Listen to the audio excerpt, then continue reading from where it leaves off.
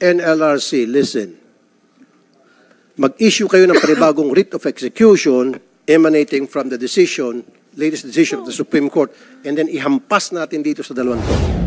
Alam niyo ho ba, Mr. Consunji, na itong abogado nyo na memeke, and yet, andito pa rin siya, pinapayagan niyo siya? Your Honor, because... Sabi mo, meron kayong policy. Yes, sir. Show us that policy. Nasaan? Show us. Nasa procedures ho ng... No, kaya nga, show us that procedure in black and white na nagsasabi na kailangan merong second writ. Show us. I do not have one with me. No. No, kung wala ka may pakita, then you're lying to me and I'll hold you in contempt. Pag wala ka may pakita, pakukulong kita. Why did you sell this land, itong mga units, habang pending pa yung kaso sa Korte Suprema? Now that the Supreme Court has decided on it, that this entire property belongs to the workers, what now are you going to do with the unit owners? How are you going to settle with the unit owners? Of course, Your Honor. We'll make them whole, sir. Either we return their money or replace the units if we get an adverse decision from the Supreme Court. Have you talked to them? No, sir. Didn't they know before you sold the property? Didn't they know that this land is being disputed? The property was sold way before this issue came. The decision of the Supreme Court is 2023. Yes. We developed it 2015.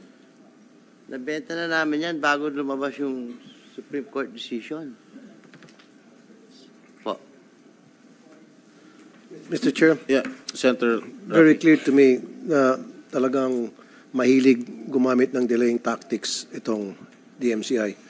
In fact, kanina bago ako bumaba, I was gonna make a statement na sasabihin ko itong si Mr. Consunji is a respectable businessman na pinundan niya yung kanyang negosyo dahil sa hard work, honesty and all. Pero base sa nakikinig ko kanina, lahat ng mga yon nabura. Yung magagandang impression ko about you personally, biglang nabura. That's just my opinion. You don't know when to surrender. Talagang ipupush nyo.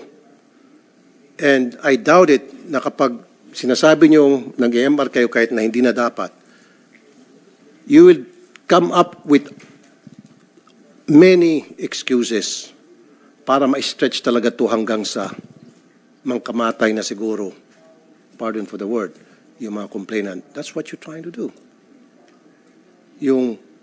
Because you have all the resources na para pahabain to while these complainants doesn't.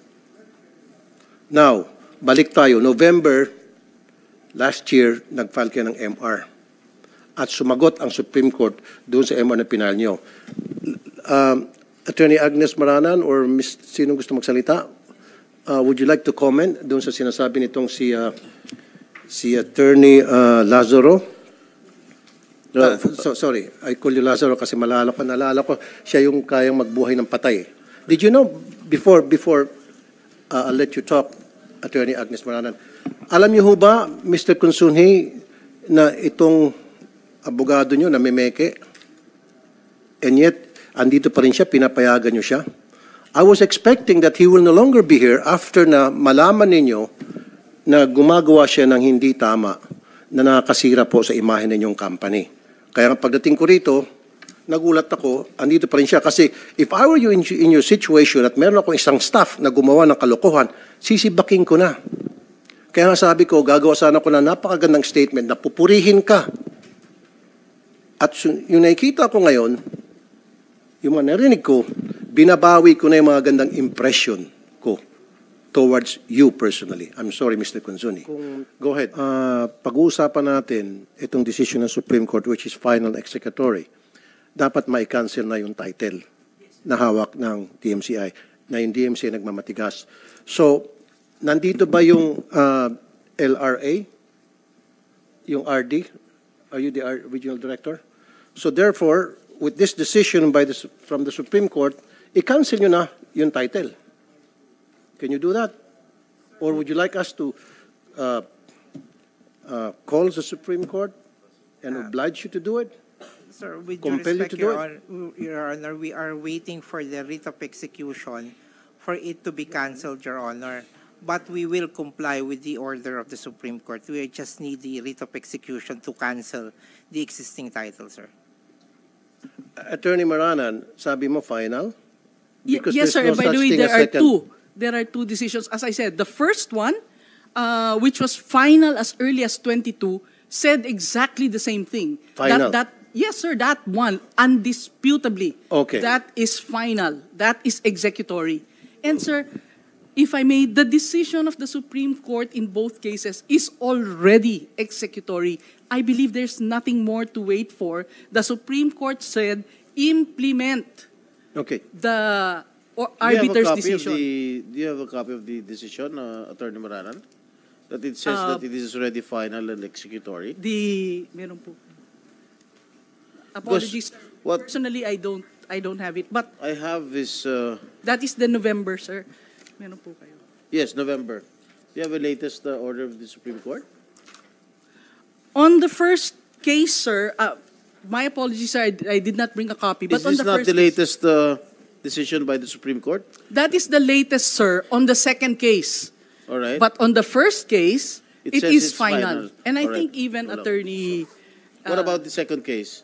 On the second case, sir, that is the latest resolution. And it is our position, sir, that a second MR, if it was filed, is a dilatory tactic because there is a clear rule. Can you provide us a copy of the first the decision on the first case, Attorney Maranan? Yes, sir. And please read the dispositive portion.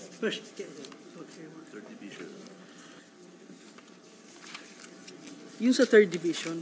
Ito yung...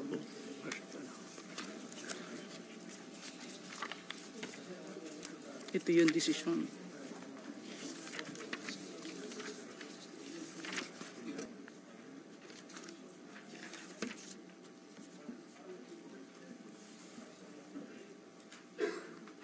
You have it, Attorney Maranan? Yes, Your Honor.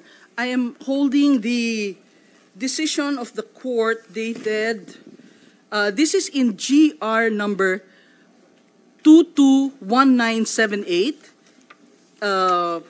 It was a case which was resolved by the third division, and this order, sir, is dated April 4, 2022. And the dispositive portion of this order, which is the first case, says, wherefore, in view of the foregoing, the instant petition filed by DMCI is denied.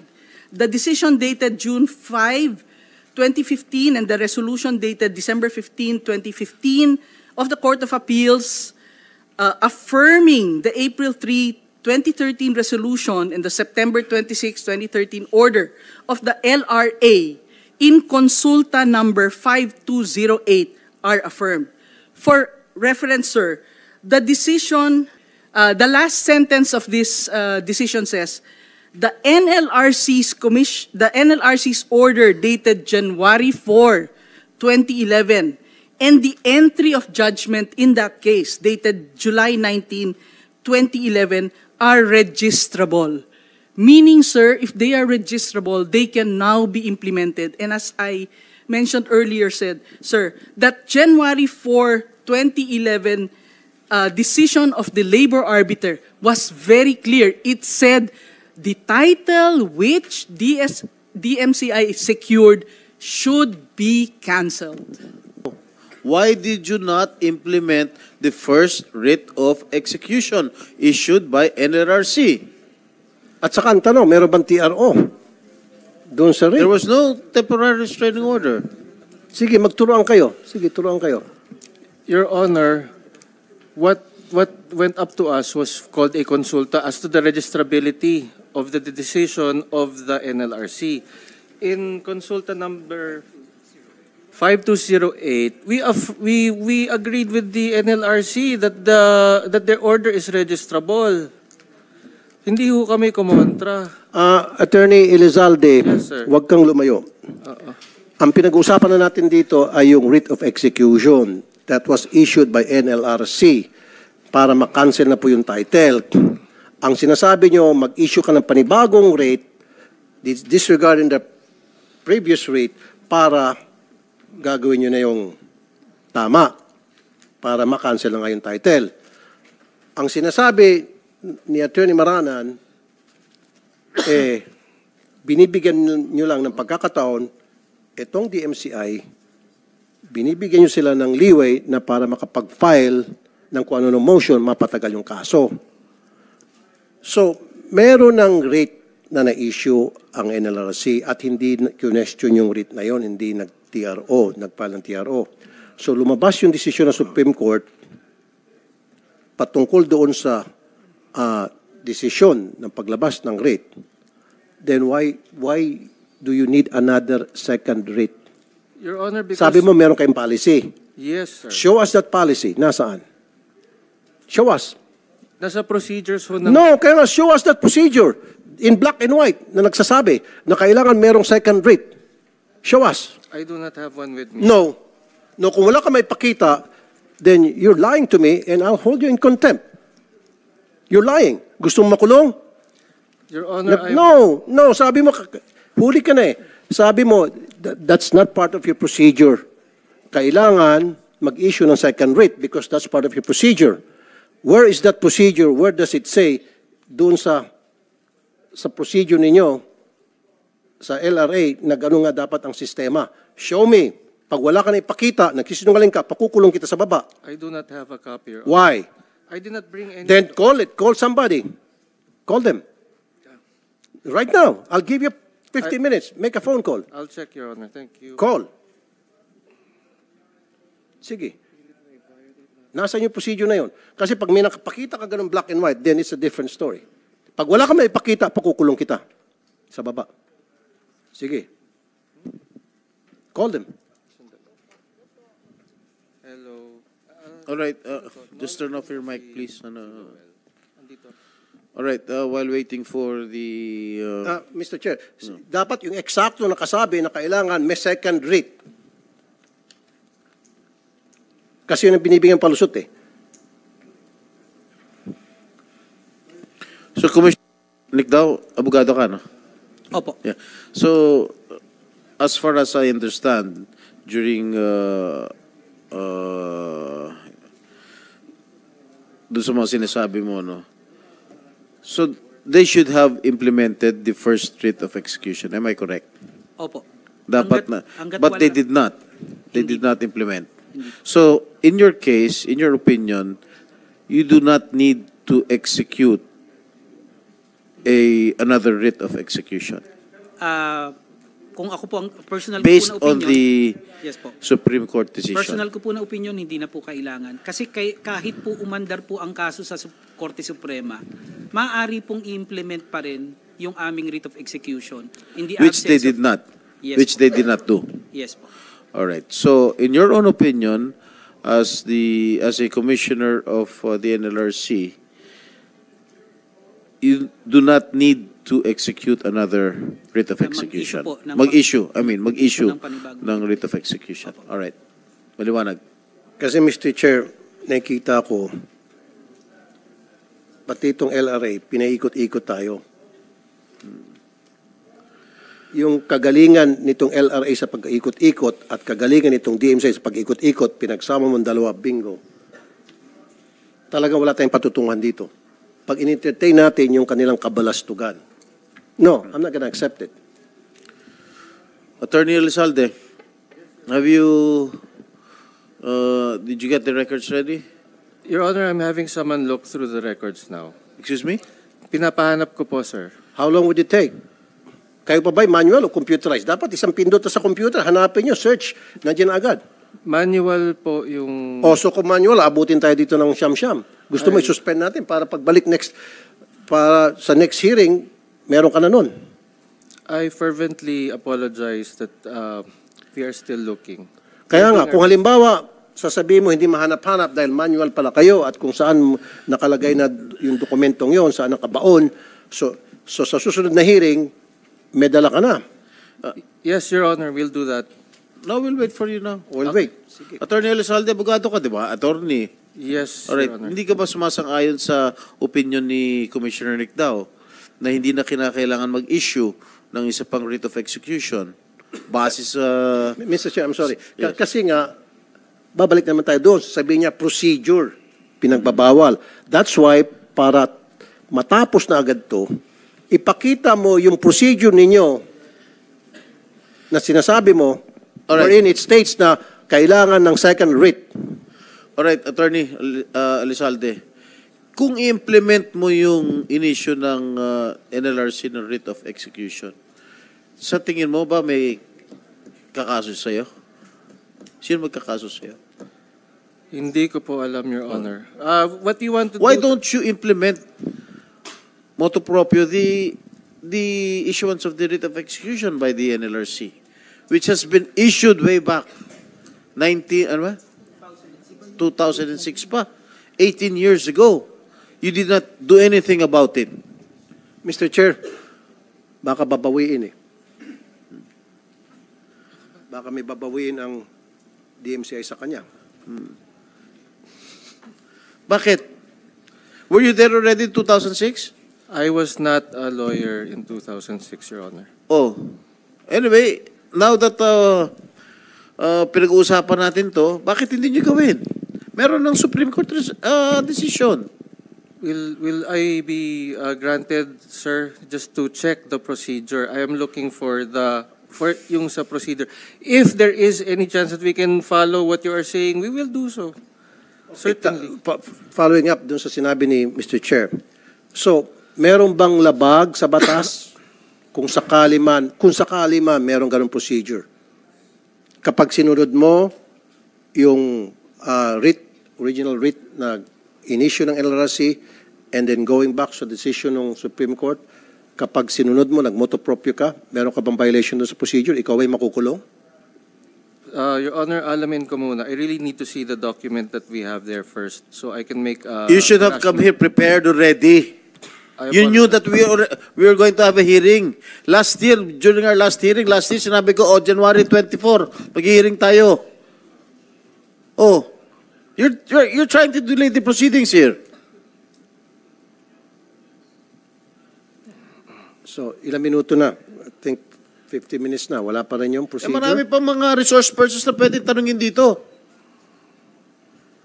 What's the procedure? Hindi pa po nagre-reply yung tinawagan ko sa office. You see, Mr. Chair? Gumamit ka kasi ng procedure. Ngayon, corner kita, nakahong kita. Sige. Palusot pa more. Kala mo, malusutan mo kami. Sige.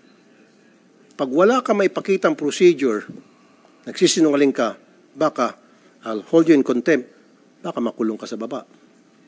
Because ayaw namin nagsinungaling dito. Ayaw namin pinaikot-ikot kami rito. Na magsisinungaling ka sa amin, nagsinungaling kayo sa taong bayan. Kanina pa kayo nagtuturuan, kanina pa kayo nagbubulong-bulungan eh. Isa sa inyo, nagsasabing, ikaw yan. Yung isa, hindi, ikaw yan. So, nasaan yung procedure? You called somebody. Who did you call? Yung records officer po namin. Okay. What did you ask your records officer? The rule? Yes, sir. The procedure that requires Procedure? writ of execution na bago. Na bago. Na bago? Yes, sir. Attorney Elizalde, Yes, Your Honor. kasama ka dun sa nag-review at kasama yung COMSEC. Wala rito yung sinabi mo, procedure.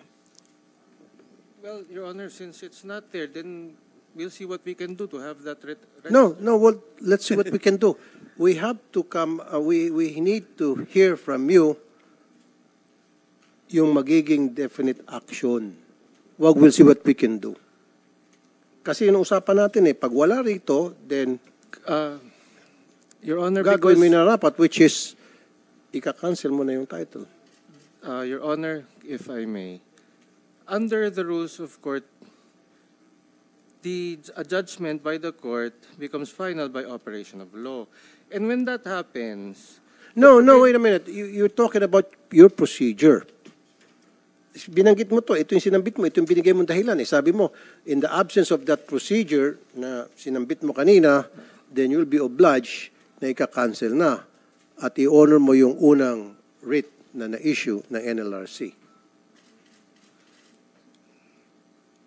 Your Honor, if I can just make one more explanation on this. Under the rules of court, when a decision becomes final, the prevailing party is entitled to a writ of execution. That is what we follow. It is suppletory to us. So if they can just do that, we will do it forthwith. Teka muna, meron siguro nag-coach sa iyo.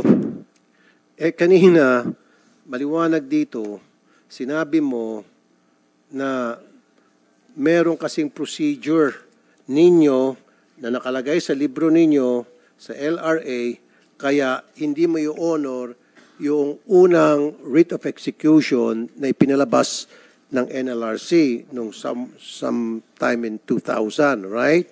Sabi ko sa iyo, ipakita mo sa akin. At kapag wala dito sa procedure ninyo, yung binabanggit mo, then mag-i-issue ka na. Gagawin mo na yung aksyon na cancellation of the title. Yun yung usapan natin. Ngayon, nagbago ka na. We may allow that. We may ask the Register of Deeds to cancel the title. But Your Honor, please just give me time to check. Because when people come to us sa LRA, with respect... No, sir. I'm not gonna allow you to do that. Usapan kanina very clear di ba? And you're a lawyer. Attorney ka, di ba? At ikaw mismo nagsalita dito na merong procedure na kailangan magkaroon ng second writ.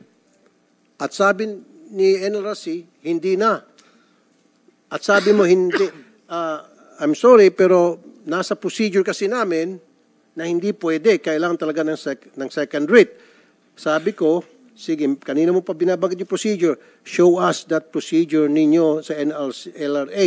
Sabi mo, sige. Sabi ko, tawagan mo. Kaya nga, pinatawag ko sa'yo, tumawag ka. Sabi ko, paano kung wala dyan yung procedure na binabanggit mo? Kahon na kita. Sabi mo, sige, then gagawin ko na yung pagka-cancel at i-honor ko yung unang writ. Yun yung usapan eh. Ngayon, nagbabago ka na naman. Very clear yung kanina, sir.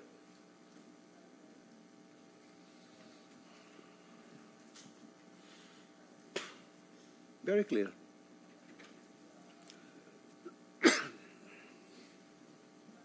Wala rito. At yun ang usapan natin. I think there is no reason for you not to comply with it, Attorney Elizalde, Your Honor. Elizalde. Oo. Ba't hindi nyo na-comply? Nagsayang pa tayo ng oras. Di ba? Nagtawag tayo, pati ikaw, inimay-himay mo to, wala tayong nakita. Contrary to dun sa sinabi mo. So, ibig sabihin, gumagawa ka lang ng procedure. Ninyo, sinabi mo meron, yung pala wala. Magkasama ba kayo ni Attorney Garcia? No, sir. He's from the RD. I'm from the Central You are Office. from? Central Office po kami. Oh. So, director ka ng Registry of Deeds, tama? No. Okay. Sino ba ang dapat nagka-cancel ng? Yung Register of Deeds. Okay, Registry of Deeds. So, cancelin mo. Yes, sir. Provided, sir, they submit to me the writ of execution, sir. God damn. Ano, provided? Sir, the writ of execution, Kasasabi sir. na nga lang niya, yung original writ of execution. Okay. Yes, sir. So, isubmit mo yung original writ of execution, then he will oblige at ika-cancel na niya. Pararating ko po rin sa labor arbiter na Okay. nag-hear. When? Pagka balik ko po ng opisina. Thank you. Bigay mo kaagad? Opo, ang mag-i-issue po kasi, ang magbibigay po kasi nun ay yung labor arbiter. Hindi po kami sa commission. It's just a Xerox copy, di ba? Yes po, siguro certified true copy. Certified true copy.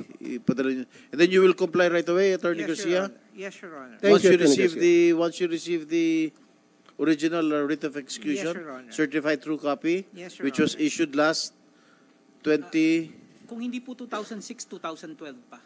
2012, more than a decade ago. Yes, Your Honor. That's still valid, correct? I would accept, Your Honor. You will accept it, even it's a decade ago. Yes, sir, because it will be in line with the decision. I will Correct. be justified. In line with the decision of the Supreme Court. Supreme Court. All right. Dapat itong si Atty. Garcia, gawin natin itong yung Ano bang pinakamataas sa Register of Deeds? Dapat ikaw na yon. Magaling ka. Sige. Okay. Mr. Chair. Okay. Na-satisfy na natin the reason why we're here is dahil napanalo na yung complainant and ika-cancel na yung title. Thank you kay Mr. Garcia. Then, tapos ng boxing, ika nga. Thank you, sir.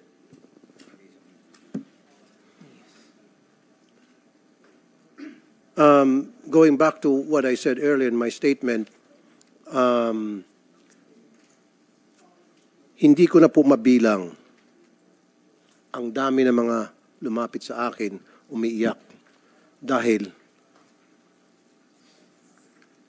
years and years passed by at nang kamatay na yung kanilang mga kamag-anak, sila ay mga apo na.